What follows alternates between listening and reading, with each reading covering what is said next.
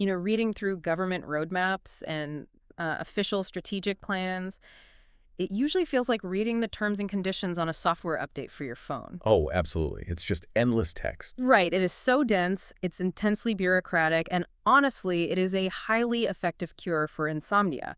You see a headline like Digital Decade Country Report, and your eyes just naturally start to glaze over. Yeah, it is the ultimate administrative dry reading. I mean, we are talking about hundreds of pages of policy frameworks, Exactly. regulatory jargon, budget allocation stuff that just seems entirely disconnected from daily life. But then you start actually looking at the numbers and the timelines buried inside these documents, and suddenly you realize you aren't just reading a standard budget report. No, not at all. You are looking at a fascinating real-time blueprint of an entire country throwing tens of billions of euros at the future. They are desperately trying to upgrade their national operating system. Yeah, they're going all in. And the kicker is, they are trying to do it while their own citizens are actively pumping the brakes on the whole operation. Which creates this incredible tension, right? Yeah. Because what we are really looking at in this deep dive is that friction. The friction between the government and the people. Exactly. The friction between a massive top-down digital infrastructure project and the messy, totally unpredictable bottom-up reality of human adoption. Welcome to the deep dive. Today we are focusing on Spain. And our mission for you is to decode exactly how a nation attempts a complete digital metamorphosis in real time. It's a massive undertaking. It really is. And we are pulling from two incredibly detailed official sources to do this. First, the European Commission's Spain's 2026 Digital Decade Country Report. A very hefty document. Very hefty. Yeah. And second, we did a comprehensive sweep of the official web portal for the Spanish Ministry for Digital Transformation and Civil Service. And when you synthesize these two sources, a very clear, almost cinematic narrative emerges. I totally agree. The hardware is largely in place. The money is flowing at a truly historic rate. But the people aren't necessarily on board yet. Right. The human element, the everyday people, and the small business owners who are expected to actually use this new digital ecosystem, they're proving much harder to program than the technology itself. Okay, let's unpack this. Because before we get into how the people are reacting, we really need to understand the sheer jaw-dropping scale of what Spain is building. The scale is essential context here. Yeah, and more importantly, the ticking clock attached to it. Because the bankroll here is enormous and the pressure is incredibly high. The scale is just staggering. I mean, the European Commission report outlines a national roadmap for Spain that consists of 67 specific measures. 67. 67. We are talking about everything from rural broadband expansion to highly advanced cybersecurity protocols. And the total budget for these measures is 33.8 billion euros. Wow. 33.8 billion. That is a massive influx of capital for any European economy. It is. But here is the critical detail that completely changes how you look at this entire roadmap. Okay. The report explicitly states that 87% of these measures are set to expire by the end of 2026. Wait, really? 2026? Yes. That corresponds to over 26 billion euros of public funding that literally has a countdown timer on it. Wait, so they're trying to spend and implement 26 billion euros in public funding in essentially just a few years. Exactly. Well, that explains the sheer momentum. They aren't just trying to slowly evolve. They are trying to forcefully push an entire economy into the future before the funding window slams shut. And they're expecting a massive return on that sprint. I mean, the estimated total economic impact of the investments coming from Spain's Recovery and Resilience Plan is a staggering 41.14 billion euros. That's a huge return. Yeah, and about 38.8 billion of that are projected to come from direct effects. So businesses operating faster, more efficiently. Makes sense. And the rest comes from spillover effects, meaning a digitally upgraded Spain naturally boosts the economies of other EU member states that they trade with. And it is not just theoretical money either, right? It is already translating into physical reality. Oh, absolutely. The report notes that right now, Spain's connectivity infrastructure is incredibly robust. They are actually surpassing the EU average across all indicators for connectivity. Which is a huge accomplishment. They also have a digitally skilled population and digital public services that are widely used and, importantly, highly trusted by the public. So the foundational layer is solid. very solid. To put an analogy on it, it sounds like Spain is renovating a massive house. Okay, I like that. They've ripped open the walls, they've laid down state-of-the-art plumbing and wiring with this robust, better than the EU average connectivity. Right. And they've built a really great, highly secure, smart front door with their digital public services. The house looks fantastic from the street. It does. But if we connect this to the bigger picture, the infrastructure is really only phase one. Right. Because having the best wiring in the world doesn't matter if nobody knows how to turn on the lights. Or worse, if they're afraid of getting electrocuted. Oh, that's a good point. True technological leadership requires the population to actually utilize that plumbing to its full potential. You can build a smart house, but you have to convince the residents that it is safe and beneficial to actually move their families inside. And if you've got a deadline of 2026 to wire the house, you need the residents to sign the lease today. Exactly. But when you look at the survey data from the 2026 Digital Decade Eurobarometer, the residents are hesitant. They really are. Yeah. Now, on the surface, the enthusiasm is there. Sure. The data shows that 78% of Spaniards consider digital policy to be a high priority for the European Union. They want better access to digital tools. Right. They see the value. Yeah, and 87% specifically want to use digital technologies to make everyday life easier. They see the convenience of it all. But the caveats are massive. If you are listening right now and you've ever felt uneasy giving a new app your location data, well, you are in good company here. Definitely. 92% of Spanish citizens say protecting online privacy and security is their absolute top priority for the next decade. That's almost everyone. Right. And 94% are demanding stronger online protection for kids and young people. And, the sentiment around artificial intelligence is even more striking. Let's hear it. We hear so much about the AI race and moving at warp speed, right? But 79% of Spanish respondents agree that AI development should be carefully regulated to ensure safety. Even if it slows things down. Exactly, even if this may constrain developers. Okay, I have to pause on that because it feels like a massive contradiction. It does seem that way at first glance. They want to be a global digital leader. They are throwing 33 billion euros at this transformation, but 79% want to deliberately tie the hands of the developers if it means more safety. Isn't that like hitting the gas and the brake at the exact same time? That's exactly what it looks like. But what's fascinating here is it looks like a contradiction, but it's actually a highly sophisticated demand from the public. How so? It is a demand for what policy experts call sovereign and safe technology. Sovereign technology. Right. Spanish citizens don't want the traditional Silicon Valley model of move fast and break things. I mean, breaking things is fine when it's just a social media feed, right? Sure. Who cares if a photo app crashes? Exactly. But when you are integrating AI into healthcare or civic infrastructure, you cannot afford to break things. They want controlled disruption. Ah, I get it. They want the seatbelt, the airbags, and the speed limit signs rigorously tested and legally mandated before the car even leaves the lot. Exactly. Just look at their top fears regarding generative AI tools. What are they? 44% cite privacy and data protection as their main concern. Makes sense. 29% are worried about potential job losses, and 27% are fearful of accuracy and incorrect information. So they aren't just blind Luddites. They have very specific, realistic concerns. Precisely. The public is looking at this incredibly powerful new machinery and saying, we see the economic potential, we know we have to compete globally, but we just don't trust the safety features yet. Okay, so everyday citizens are essentially pumping the brakes in the living room because of these very valid fears. But what happens when we transition from the living room to the boardroom? That's where it gets really tricky. Because if you have 33 billion euros of digital infrastructure and a 41 billion euro economic target, you need the business sector to aggressively capitalize on it. And here's where we find the primary bottleneck threatening that 2026 deadline. The European Commission report is glaringly clear on this. Yeah, the data is pretty stark. It is. While individual citizens have a high level of basic digital skills, they can use apps, they can navigate public portals, Spanish SMEs, meaning small and medium-sized enterprises, are severely lagging when it comes to taking up advanced technologies. Right, and the report specifically singles out cloud technology as a major weak point. Yes.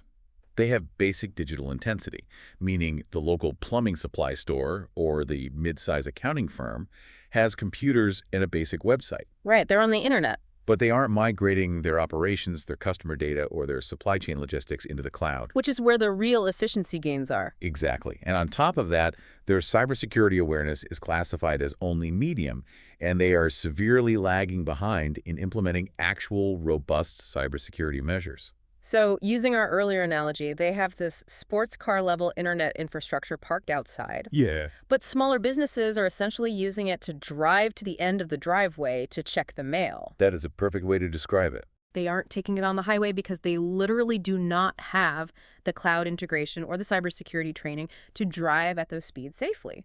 And it's not just a matter of stubbornness on the part of business owners. It's a structural labor issue. What do you mean? The share of ICT specialists, information and communication technology experts, is actually below the EU average in Spain, especially in proportion to the growing overall labor market. Oh, wow. So even if they wanted to upgrade, they might not be able to find the people to do it. Exactly. Think about it from the perspective of a small business owner. You might want to migrate your entire inventory system to a secure cloud server, but if you literally cannot find or afford the local specialist who knows how to do it securely, you just stick with your old, vulnerable on-premise server. That makes perfect sense. I mean, the government can't just lay more fiber optic wire to fix that. No, they can't. They have to literally rewire the workforce. Yeah. And that brings us to the second source we are looking at today, the massive portal for the Ministry for Digital Transformation and Civil Service. The government is clearly reading the same data we are, and they are reacting. They're reacting with significant force. If you look right on the front of the ministry's portal, you see initiatives like the second call for the Digital Generation SMEs program. I noticed that. The stated goal of that program is, quote, to promote training as a lever of digital transformation for small and medium-sized enterprises. Right, because they realize the hardware alone won't generate that 41 billion euro economic growth. So they are trying to forcefully upgrade the software of the human workforce to match the new hardware of the nation. So it's basically a massive retraining effort. It is. It's a massive push to train current employees to handle these cloud migrations and basic cybersecurity protocols simply because they can't hire enough new ICT specialists to do it for them. But here's where it gets really interesting. If we look at the ministry's organizational chart from our web portal source to see how they're actually executing this, the structure is incredibly vast. Like a labyrinth. It really is. You have two distinct branches handling different pillars of the future. There is SETIA, which is the State Secretariat for Digitization and Artificial Intelligence. Right. And running parallel to that is Satelico, the State Secretariat for Telecommunications and Digital Infrastructure. It is essentially a division between the mind and the body of the digital state. Oh, I like that. The mind and the body. Yeah. Satelico is the body. So the physical cables, the antennas, the raw connectivity. And SETIA is the mind, the algorithms, the cloud protocols, the AI ethics. But when you start clicking through the procedures and the programs managed by these secretariats, it is a dizzying list of acronyms and portals. Oh, completely. I mean, under the mind side, SETIA, you have the Quantum Spain strategy, which is mapped out for 2025 to 2030. You have an AI sandbox. You have initiatives for open source AI communities. Right. And then under the body side, Setoco, they are running the Unico 5G programs, and they are involved in the CHIPS JU for semiconductors. Managing all this seems like absolute administrative chaos. It does look like that from the outside. Is this actually a brilliantly comprehensive strategy, or is this just bureaucratic overload that risks stifling the very innovation they are trying to fund? This raises an important question about what modern governance actually requires. Okay, lay it on me. It is incredibly easy to look at a sprawling government org chart and just scoff at the bureaucracy. We all do it. Sure. But a modern digital economy actually requires this intense, seemingly overwhelming level of granularity. So you were saying you can't just pass a sweeping law that says Spain will be innovative now and hand out a bunch of grants. Exactly. You actually have to build the complex environment for them to test things piece by piece. Give me an example. Let's look at the AI sandbox under SETIA as a prime example. We know 79% of the public wants AI regulated for safety. Right, we talked about that. But if you regulate it too harshly, right out of the gate, all the Spanish startups will just leave for Silicon Valley. Because it's easier to build there. Right. So an AI sandbox is a regulatory safe harbor. It is a controlled environment where a startup can test a new AI medical diagnostic tool with real data, closely monitored by regulators, without the immediate threat of a massive GDPR fine if the algorithm makes a mistake. Oh, wow. You have to physically build and manage that sandbox to get the safe tech the public is demanding. I see. And quantum Spain operates similarly. It's not just a buzzword, it's a mechanism. Right. Quantum Spain isn't just about buying a few quantum computers and calling it a day. Yeah. It is about funding ENIA university chairs to link isolated academic researchers directly with business leaders. Bridging that gap. Exactly. It is about making sure that when a quantum breakthrough happens in a university lab, there was already a commercial pipeline ready to turn it into a viable product. Okay, that makes a lot of sense. And over on the Satelico side, the physical infrastructure side, it is that same level of granular management. Yes, I definitely. mean, the portal lists an entire section just for radioelectric easements and the secondary spectrum market. And that is a perfect example of why the bureaucracy exists. Physical infrastructure doesn't just magically appear.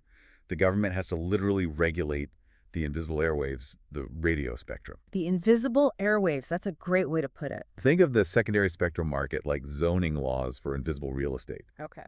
If you want to deploy 5G across the entire country, you have to carefully lease out specific frequencies to telecom companies while making absolutely sure they aren't broadcasting on the same invisible frequency that the local airport uses for its radar.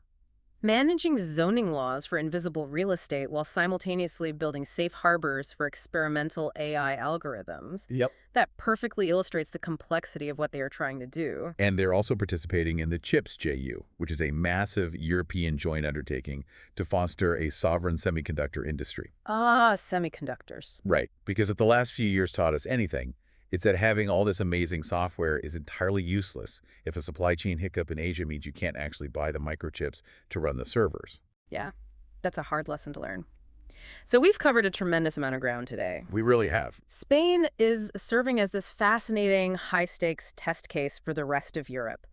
They are absolutely nailing the physical hardware. The connectivity is fantastic. It's surpassing EU averages. They have highly trusted digital public services. Yeah, the physical foundation, the body of the digital state is incredibly strong. And they are heavily funding the future with a national roadmap backed by nearly 34 billion euros. A historic amount of money. But they are currently locked in a race against the clock to solve the software of human adaptation before 2026. The human element remains the ultimate variable here. You have SMEs lagging in cloud adoption and cybersecurity because they lack the talent. Right.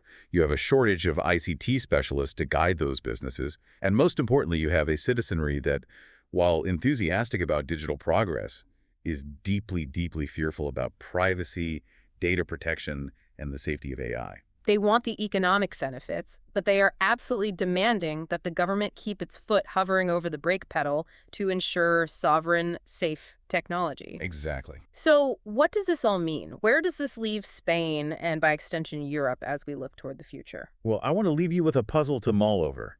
And it brings us right back to that 2026 deadline we discussed at the start of the deep dive. The countdown timer. Right.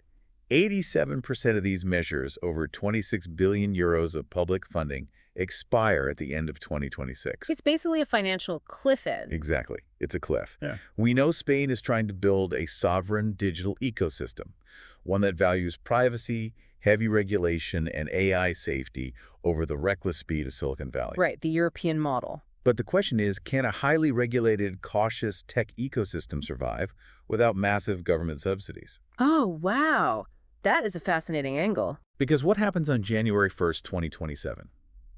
Has this temporary 26 billion euro injection of capital been enough to build a self-sustaining economy? One where those retrained SMEs are thriving in the cloud and the AI sandbox is naturally producing globally competitive, safe tech. Or, when the public recovery funds dry up, does this entire system just stall out? Man, if it stalls out, does Spain just become a museum of perfectly crafted tech regulations and beautifully managed invisible real estate but with empty servers? That's the fear. Do they just default back to buying American and Asian software because the sovereign European model proved too expensive to maintain on its own? That is the ultimate test. If the residents don't move into the smart house and start generating enough economic activity to pay the utility bills by the time the construction crew and their subsidies leave in 2026, the entire European model of safe, sovereign tech is in jeopardy. If you are at all interested in the intersection of technology, government, and the global economy, You really need to keep an eye on Spain. Absolutely. How they navigate this impending deadline over the next couple of years is going to offer a massive glimpse into whether the future of the internet will be a chaotic free-for-all or a carefully zoned, sovereign landscape. Thank you for taking this deep dive into the sources with us today. We'll see you next time.